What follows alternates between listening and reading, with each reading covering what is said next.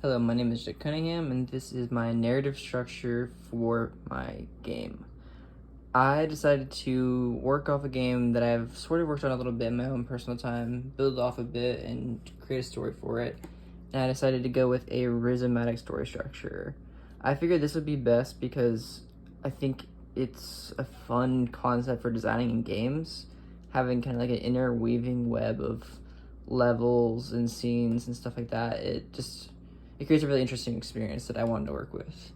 The main concept for mine is kind of like a hero's journey, but a lost hero.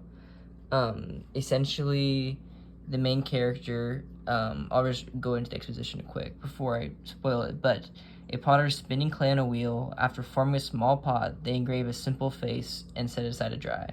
Sometime later, a storm brews above the resting pot. Flash! Boom! The pot is shattered into a million pieces as tendrils of electricity coil amongst the remains. This is the intro scene, which leads then into one of either three options: the desert, the meadow, or the jungle. This is randomly chosen. Wanted to give, you're hopping in at any point, you're not really sure where. And you are the pot. That's like who you're playing. The pots are brought to life by the lightning strike. You find this out by awakening in the desert, in the sense. So from darkness emerges scorching sun and biting dust. You're in the desert. Who am I? This is supposed to be like what the player is feeling in this moment. And so you roll over to a nearby oasis with just enough water to make out a small cylindrical form with a blank expression. Each of these first three areas has a similar interaction. With a meadow, you kind of roll towards a river. With the jungle, you roll towards a pool and some roots. In these main scenes, there is no gameplay. This is just, like intro, exposition, video type stuff. Transitioning from that is the first interactions in each of these areas. After this initial scene, you get into the gameplay and notice that there's a hostile plant in each one of these. So for the desert, it's the cactus, which shoots homing pins. This also is where you kind of have the tutorial for the main mechanics of the character. So how the pot fights back is by shooting off pieces of himself, which do damage to the plants. And if you're able to kill this hostile plant, the pieces will be returned to you.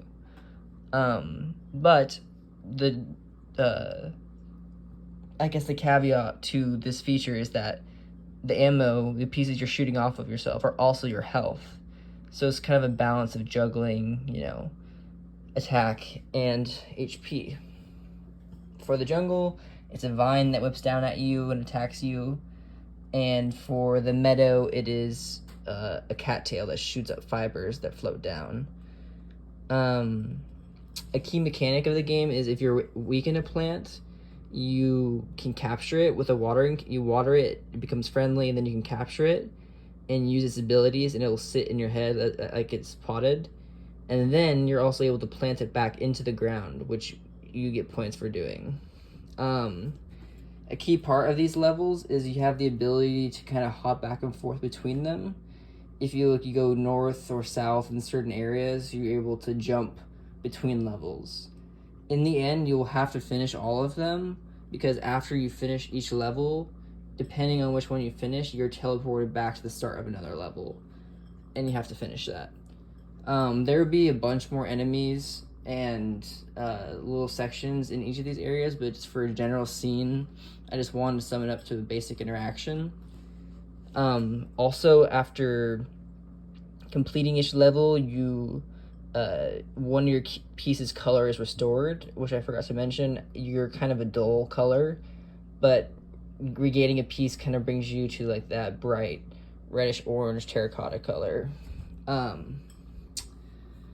So after you finish all three, then you're basically given an upgrade depending on whether or not you planted plants, because you don't have to. It's an optional feature. But if you do, you'll be rewarded with a flower that buffs you. If you don't, you'll get a crack in you that will sometimes fire 2 bullets instead of 1, which kind of makes you manage your resources more. Once you do this, you're presented with an option to either head north or south. North is a storm brewing, which is supposed to be reminiscent of the very first scene with the storm. And south, there's a kind of like a stillness and like a fog.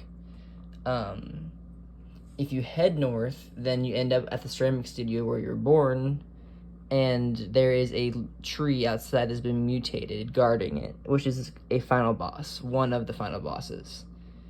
Upon defeating this tree, you discover a whole community of other ceramic pieces that have been brought to life, and you find your purpose, you find your people, and your blank expression turns to a smile. On the other path, through the fog, you notice a figure sitting over a potter's wheel. As you get closer, you realize that it's a mutated plant mimicking a human, and this is the other boss. So I wanted to, part of the rhythmatic for me was I didn't want to have a converging ending. The endings have similar tones in some ways, but definitely a different message. And you have to kind of choose where you're going. And how you act earlier affects that, obviously, with what buffs you get.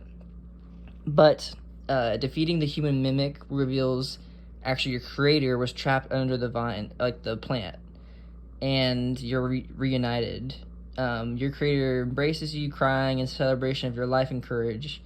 And this puts a smile on your blank face also. So, get happy endings. I don't know, I was thinking about doing a sad ending, but it just didn't fit right with how I wanted the story to go. Maybe I would, that would be a possible third option. But I also wanted to show what this game was inspired by, which is not much. It's very minimal, but a little side project that I've worked on. As you can see, you shoot the pieces, you go down, you kill it, and it's restored.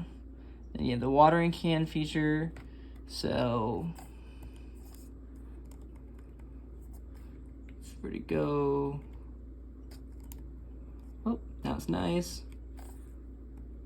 And now it's there. Little buddy. And I could use it. Thanks for watching.